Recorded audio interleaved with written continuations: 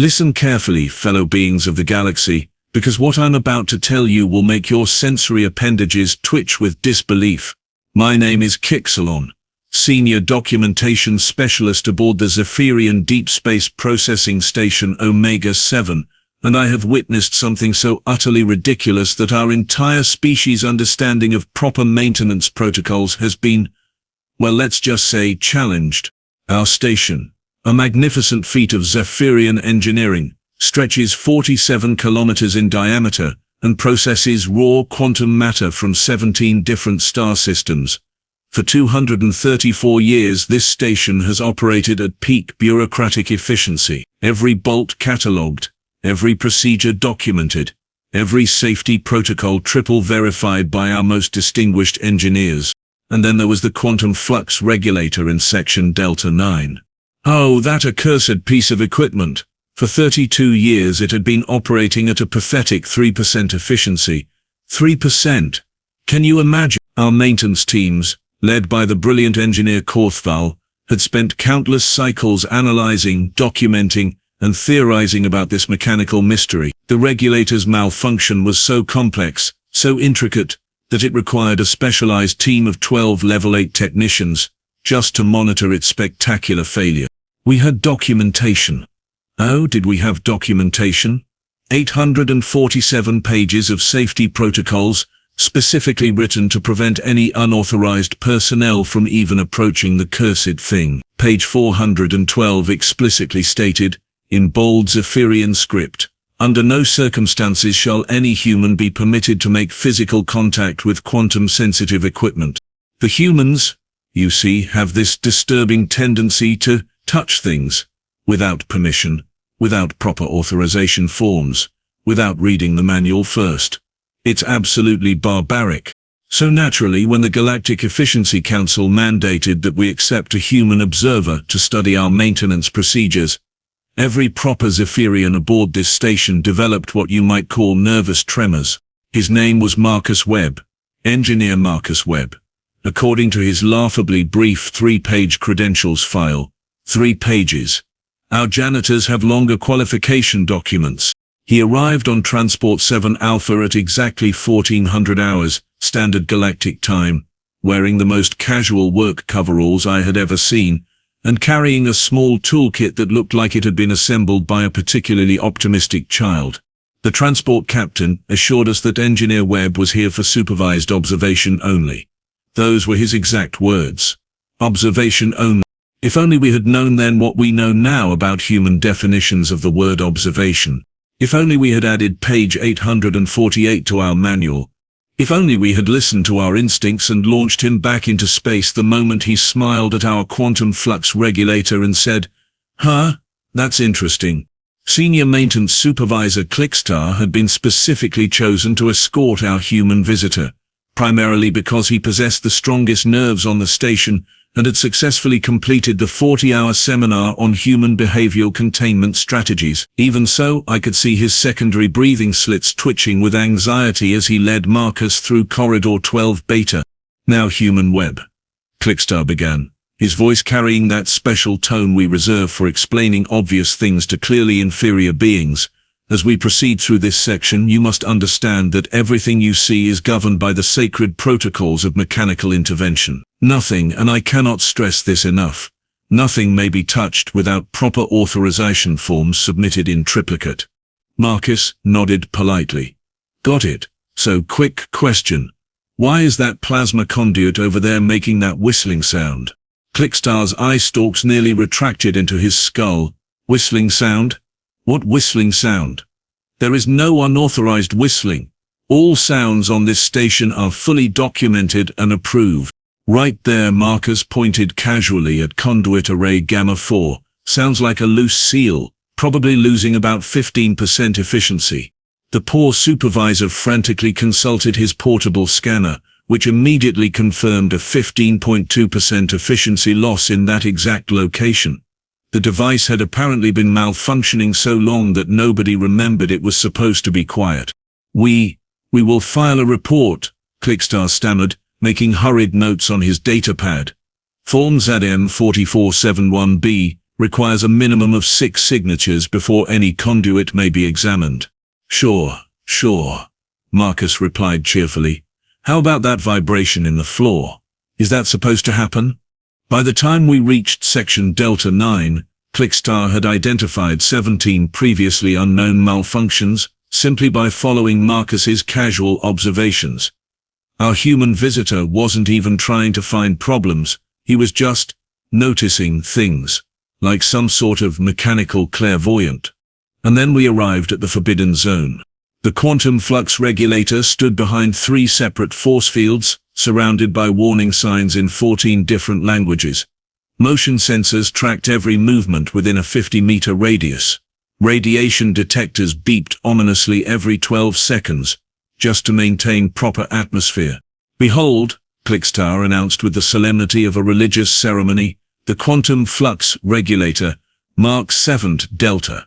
This device processes quantum matter at the molecular level and requires the absolute highest levels of technical expertise to maintain. Marcus squinted at the massive, humming machine. What's it supposed to do? It regulates quantum flux. Obviously, Clickstar replied, as if explaining to a particularly slow child. Only certified Zephyrian technicians level 12 or above may approach this equipment.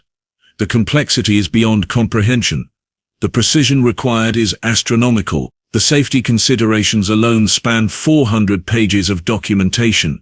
Aha, and what's its current efficiency rating? Clickstar's posture deflated slightly. Well, that is, the efficiency is currently operating within acceptable parameters. Which means 3%. Marcus blinked. 3%? As in 3 out of 100? The regulator is experiencing some minor technical difficulties, Clickstar explained defensively. These issues are extremely complex and require extensive analysis by our most qualified engineers. We estimate another 15 years of study before we can determine the optimal corrective approach. Marcus stared at the machine for a long moment, his head tilted at an angle that made every Zephyrian present deeply uncomfortable. And you're saying only level 12 technicians can work on it? Absolutely. The manual specifically forbids any unauthorized personnel from approaching within 20 meters. Right, Marcus said slowly. And how many level 12 technicians do you have? Clickstar coughed politely. Currently? On this station? At this particular time? Well, none. Actually, budget constraints, you understand. The human's expression changed to something I can only describe as dangerous curiosity. Interesting, he murmured. What happened next still haunts my sleep cycles, and I have replayed the security footage approximately 437 times trying to understand the sheer audacity of what transpired. At precisely 15:32 hours, Station Commander Valnara's voice crackled through the communication system with the urgency typically reserved for imminent catastrophic failure. All senior staff to Emergency Conference Room Alpha immediately. Priority 1 situation developing in Sector 12. Clickstar's antenna twitched with panic. I cannot leave the human unattended near restricted equipment. Now, Supervisor Clickstar, the commander's voice boomed. Bring the human with you if necessary. But Marcus, bless his utterly destructive soul, waved them away with the casual dismissal of someone who clearly had no understanding of proper protocol. Oh, don't worry about me. I'll just stand here and observe. You know, observe from a safe distance. Definitely won't touch anything. The way he said observe should have triggered every alarm bell in Clickstar's head. But our poor supervisor was already sprinting toward the emergency meeting, muttering prayers to the great calculator that nothing would explode in his absence. 5 minutes, he called over his shoulder. Do not move from that exact spot. And that, my fellow beings, was the moment our perfectly ordered universe began its spectacular descent into chaos. The security footage shows Marcus standing perfectly still for exactly 43 seconds, hands clasped behind his back, the very picture of obedient compliance. Then his head started turning, slowly, methodically, like a predator studying its prey. Huh, he said to the empty corridor. That's definitely not supposed to sound like that. The quantum flux regulator was indeed making the most pitiful whimpering noise, like a wounded space whale trying to sing opera. Marcus took one step closer to the force field barriers, then another. His eyes narrowed with the focused intensity of someone solving a particularly obvious puzzle. Security protocol reminder. The automated system announced cheerfully, unauthorized personnel must maintain minimum distance of 20 meters from quantum flux regulator Mark 7 Delta. Marcus glanced around the empty corridor, then back at the machine. Yeah, well, nobody's here to authorize or unauthorize anything, are they? What happened next unfolded with the terrifying efficiency that only humans seem capable of achieving. Marcus didn't run toward the machine. He didn't dramatically leap over the barriers. He simply walked to the maintenance panel beside the force field controls and pressed a sequence of buttons with the confidence of someone who had read the manual, which, I should mention, he absolutely had not. The first force field flickered and died. Huh? That was easier than expected, he muttered, stepping through. The second barrier took him approximately 15 seconds to disable. The third required him to actually look at the control interface for a full 30 seconds before he shrugged and pressed what appeared to be random buttons until it deactivated. Safety warning, the automated system declared with increasing alarm. Unauthorized breach of quantum flux regulator containment field detected. Please contact your nearest level 12 technician immediately. Yeah, about that, Marcus said, approaching the massive, humming machine. There aren't any level 12 technicians, are there? He circled the regulator once, twice, 3 times, his hands still firmly in his pockets. I could almost hear his brain working, processing mechanical relationships that had apparently eluded our finest engineers for 3 decades. Oh, for crying out loud, he finally said. Really? That's it? That's the big mystery? Marcus reached into his toolkit, a simple collection of instruments that looked positively primitive compared to our advanced diagnostic equipment. He selected what appeared to be a basic calibration tool and approached the regulator's primary access panel. Let's see here, he murmured, removing a panel cover with the casual ease of someone checking their mailbox. Coupling joints loose, flux alignment is off by about 40 degrees, and, he paused, reaching deeper into the machine's innards. Oh, come on, there's literally a wrench stuck in the quantum resonance chamber. Who leaves a wrench in a quantum resonance chamber? For the next 12 minutes and 37 seconds, Marcus proceeded to perform what can only be described as mechanical surgery. He tightened connections that had been loose for decades. He cleared dust and debris from components that hadn't been properly cleaned since installation. He realigned flux conductors with the kind of intuitive understanding that made our engineering manuals look like poorly written fiction. And then at exactly 15:51 hours, he removed a standard Zephyrian maintenance wrench from the quantum resonance chamber, a wrench that, according to our records, had been missing for 32 years. The regulator's pathetic whimpering transformed into a satisfied purr. The efficiency readouts, which had been stuck at 3% for so long that most engineers assumed they were decorative, suddenly began climbing. 5%, 10%, 20%. When our emergency meeting concluded 18 minutes later, we returned to find Marcus calmly cleaning his hands with a maintenance cloth, whistling what I can only assume was some primitive human work song. The quantum flux regulator was humming contentedly at 43% efficiency and rising. Oh hey, Marcus said with a smile that will forever haunt my nightmares. I think I found your problem. What followed can only be described as the most spectacular display of organized hysteria in recorded Zephyrian history. The moment we witnessed those efficiency readings climbing past 43%, every alarm on the station began shrieking in harmonious terror. Impossible, Senior Engineer Bureaucratic screamed, his 4 eyes bulging to sizes that violated several anatomical safety regulations. The readings must be malfunctioning. Equipment does not simply improve by 40%. It violates the fundamental laws of mechanical entropy, but the numbers kept climbing. 45%, 47%. The quantum flux regulator was now operating at efficiency levels that our most optimistic theoretical projections had deemed mathematically impossible without divine intervention. Station Commander Velana's voice thundered across the communication system, with the panic of someone watching their entire worldview collapse in real time. Red alert, Code 7 emergency. All personnel to evacuation stations. The quantum flux regulator is experiencing catastrophic improvement. Catastrophic improvement? Marcus asked, looking genuinely confused as chaos erupted around him. Isn't improvement supposed to be, good? Poor Clickstar was hyperventilating through his secondary breathing apparatus, consulting his emergency manual with trembling appendages. Page 612 clearly states that any unexpected efficiency increase above 5% indicates imminent system failure. We are all going to die. The emergency response team arrived wearing full hazmat suits and carrying enough scanning equipment to stock a small laboratory. Chief Safety Inspector Nextron approached the regulator like it had transformed into a rabid space beast, his scanner beeping frantically as it detected the horrifying presence of proper mechanical function. The contamination levels are off the charts, he announced, his voice muffled by his protective gear. Whatever the human did, it has fundamentally altered the quantum resonance matrix.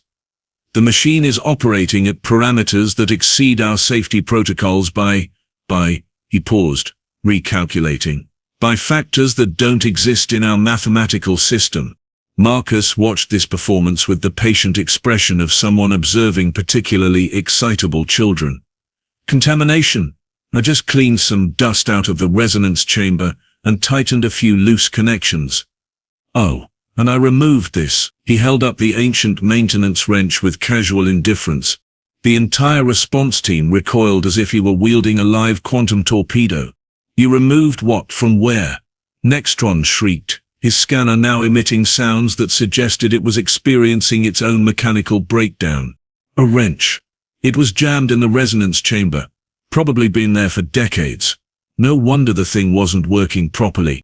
The silence that followed was so complete that you could hear the gentle, satisfied humming of the quantum flux regulator as it cheerfully processed matter at an efficiency rate that made our finest engineers question their life choices.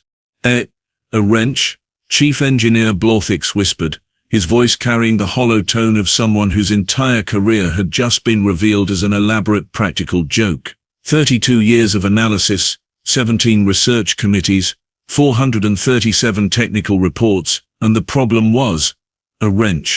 Pretty much, yeah, Marcus confirmed helpfully. Also, your coupling joints were loose, the flux alignment was off by about 40 degrees, and somebody had installed the resonance modulators backward. Basic maintenance stuff, really. Emergency Coordinator Zixtel was frantically consulting multiple reference manuals simultaneously, her 6 arms moving in a blur of desperate bureaucratic motion. There is no protocol for this situation. Our emergency procedures assume equipment failure, not equipment success. What do we do when something works better than designed? Maybe celebrate, Marcus suggested. I mean, you're now processing quantum matter at nearly 50% efficiency. That's got to be good for productivity, right? The efficiency readout had indeed climbed to 49.7% and appeared to be stabilizing at what could only be described as annoyingly optimal levels. This is unprecedented, Senior Documentation Specialist Corthul announced, his datapad smoking from the rapid note-taking. We need to file reports, incident reports, improvement reports, unauthorized modification reports, human containment failure reports. The paperwork alone will take 17 cycles to complete. Station Commander Vilnara arrived wearing full ceremonial battle armor, apparently having confused equipment working properly with imminent invasion by hostile forces. Her tactical scanner swept the area, searching for whatever terrible weapon the human had deployed against their innocent machinery. Engineer Webb, she demanded, with the authority of someone who had clearly lost all control of the situation, but was determined to maintain the appearance of leadership. Explain immediately what you have done to our quantum flux regulator. Marcus looked around at the chaos surrounding him, the emergency teams, the scanning equipment, the terrified engineers, and the mountain of paperwork being generated to document this unprecedented catastrophe of success. "I've fixed it," he said simply. "You fixed it?" The commander's voice cracked with disbelief. "Yeah, it was broken. Now it works. That's generally what fixing means. Right?" The quantum flux regulator hummed contentedly in the background, processing quantum matter with the satisfied efficiency of a machine that had finally been allowed to do its job properly. 50% efficiency and holding steady. But our protocols, Clickstar wailed. Our procedures, our 847 pages of safety documentation. Marcus shrugged with the casual indifference that would forever change Zephyrian engineering philosophy. Maybe you need better protocols. The efficiency readout ticked up to 50.1%. Chief Engineer Blorthix fainted. 3 hours after Chief Engineer Blorthix regained consciousness, he demanded a formal inquiry into what he termed the Great Mechanical Contamination Event of Stardate. The proceedings took place in Conference Room Theta, with 17 senior engineers, 12 safety inspectors, and one very confused human seated around our most intimidating bureaucratic table. Blorthix had recovered his composure enough to activate his official inquiry voice, the one he typically reserved for equipment failure investigations and budget hearings. Engineer Webb, state for the record exactly what modifications you performed on quantum flux regulator Mark 7 Delta. Marcus scratched his head thoughtfully.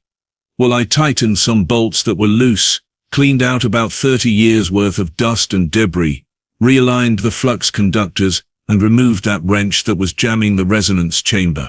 Impossible, senior theorist Kexvar interjected, waving his datapad dramatically. Our computational models indicate that flux conductor realignment requires a minimum of 47 discrete calculations and 3 separate calibration procedures. You cannot simply realign quantum-sensitive equipment.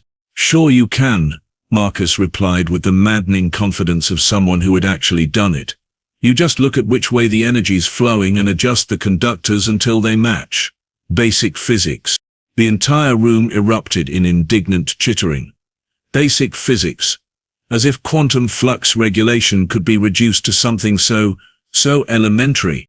Deputy Engineer Vorthakant salted his technical manual with desperate intensity. According to our standard procedures, quantum flux conductor realignment requires Form QF7049C, submitted to the Technical Review Board, approved by the Safety Compliance Committee, and verified by a minimum of 3 Level 11 engineers. This process takes approximately 46 standard days. Or, Marcus said helpfully, you could just turn the adjusters until the readings look right. Took me about 15 minutes. Chief Safety Inspector Nextron was frantically cross-referencing multiple protocol manuals, his appendages trembling with bureaucratic distress. But the safety considerations, the risk assessments, the environmental impact studies, you cannot simply modify quantum-sensitive equipment without proper documentation. Why not? Marcus asked. It's just machinery. If it's broken, you fix it. If it's dirty, you clean it. If something's loose, you tighten it. How is this complicated? The question hung in the air like a particularly offensive odor. How indeed was this complicated? 32 years of research, analysis and theoretical modeling, and a human had solved their most persistent technical challenge with what appeared to be common sense. Head of Technical Documentation Zilexuan was having what could only be described as a philosophical crisis. Our maintenance protocols are the result of centuries of careful development. Each procedure has been tested, verified and approved by multiple committees. You cannot simply improvise. But it worked, Marcus pointed out with infuriating logic. The machine's running at 50% efficiency now. Isn't that what you wanted? That is not the point, Blorthix thundered, his professional dignity hanging by increasingly thin threads. The point is proper procedure, authorized methodology, documented protocols. Technical analyst Bexlon was staring at his calculations with the hollow expression of someone whose life's work had just been rendered meaningless. I have spent 14 years developing a theoretical framework for quantum flux optimization. 14 years, and you accomplished more in 15 minutes than our entire research division has managed in 3 decades. Sorry, Marcus offered, though he didn't sound particularly sorry. The bureaucratic implications were beginning to dawn on everyone present. Compliance Officer Texeril was the first to voice what they were all thinking. If human Webb's methods are proven effective, we will need to completely rewrite our safety protocols, all 847 pages. Actually, Senior Documentation Specialist Cawthall added in a voice thick with horror, we will need to rewrite the entire Technical Operations Manual. That's 3,215 pages of carefully crafted procedures. And the Emergency Response Protocols? Safety Inspector Nextron whispered. Another 2,000 pages. The Equipment Maintenance Guidelines, Deputy Engineer Vorthak croaked. 4,700 pages. The room fell silent as the full scope of the administrative catastrophe became clear. Decades of careful bureaucracy, reduced to rubble by one human with a toolkit and an alarming tendency to actually fix things. Marcus looked around the table at the traumatized faces surrounding him. You know, you could just clean it, tighten it, and remove any wrenches that don't belong there. That's maybe one page. Chief Engineer Blorthix made a sound like a deflating atmospheric processor. 1 page, he repeated faintly. 1 page. 6 weeks after what Station Commander Velnara officially designated as the incident that shall not be named but must be documented in triplicate, the quantum flux regulator was operating at a steady 52% efficiency. This represented approximately 17 times better performance than our previous acceptable parameters. The commander stood in her office, staring out at the processing arrays that were now functioning with what she could only describe as annoyingly optimal performance. Her morning reports, once filled with the comfortable familiarity of equipment failures and maintenance delays, now contained phrases that made her secondary stomach hurt. All systems operating above projected capacity, and no maintenance issues requiring attention. It is disturbing, she admitted during our weekly status meeting, her voice carrying the weary tone of someone whose entire worldview had been systematically demolished. Our maintenance crews have nothing to fix. Our emergency response teams have nothing to respond to. Our technical analysts have nothing to analyze. The human has made our carefully structured inefficiency efficient. The situation had grown even more complicated when neighboring stations began requesting consultation services from what they euphemistically called our contamination specialist. Station Omega-3 reported a 37% improvement in their antimatter processing systems, after Marcus spent 2 days just looking around. Station Beta 7's plasma recycling plant achieved unprecedented efficiency levels after he adjusted a few things that seemed obvious. Chief Engineer Blorthix entered the commander's office carrying a data pad thick with communication requests. Commander, we have received 43 formal requests for Engineer Webb services. The Regilian Mining Consortium is offering to triple our quarterly budget allocation for just 1 week of his time. Triple? Commander Velnara's mathematical centers began calculating the implications despite her philosophical objections. For 1 week, the Centaurian Fleet Maintenance Division has offered to name a moon after our station. Blorthix continued with the hollow voice of someone reading his own career obituary. The Andromedan Trade Federation wants to establish a permanent research partnership. Everyone wants access to human fixing capabilities. Marcus, meanwhile, had become something of a legend in maintenance circles throughout the sector. His reputation preceded him like a particularly virulent plague, striking fear into the hearts of properly certified engineers everywhere. Equipment that had been functioning within acceptable parameters for decades would suddenly achieve optimal efficiency after his brief visits. Machines that required extensive theoretical analysis to understand would start working properly after he poked around a bit. The bureaucratic response to this crisis had been, predictably, more bureaucracy. Safety Compliance Director Nextron had assembled a task force to develop new protocols specifically designed to manage human interaction with mechanical systems. I am pleased to report, he announced during his presentation, that we have successfully developed comprehensive guidelines for proper human supervision during equipment interaction. The manual spans 1,200 pages and includes detailed procedures for everything from pre-human equipment assessment to post-human efficiency containment protocols. The irony was not lost on anyone present that they had created a 1,200-page manual to manage someone whose entire approach to maintenance could be summarized as figure out what's wrong and fix it. Marcus, when informed of his new procedural constraints, had simply shrugged and said, "Sure, whatever, just point me at the broken stuff." "That," Commander Velnara muttered, reviewing the efficiency reports that continued to mock her with their relentless optimality, "is exactly the problem." The quantum flux regulator hummed contentedly in the background, processing matter with the satisfied efficiency of equipment that had finally been allowed to function as designed. Our maintenance logs, once filled with creative explanations for why things didn't work, now contained the most terrifying phrase in Zephyrian engineering: system operating normally. And somewhere in section Delta 9, Marcus Webb was probably looking at another piece of equipment with that dangerous expression that meant he was about to make something work better than it was supposed to. "Efficiency," Commander Velnara sighed, "is absolutely exhausting.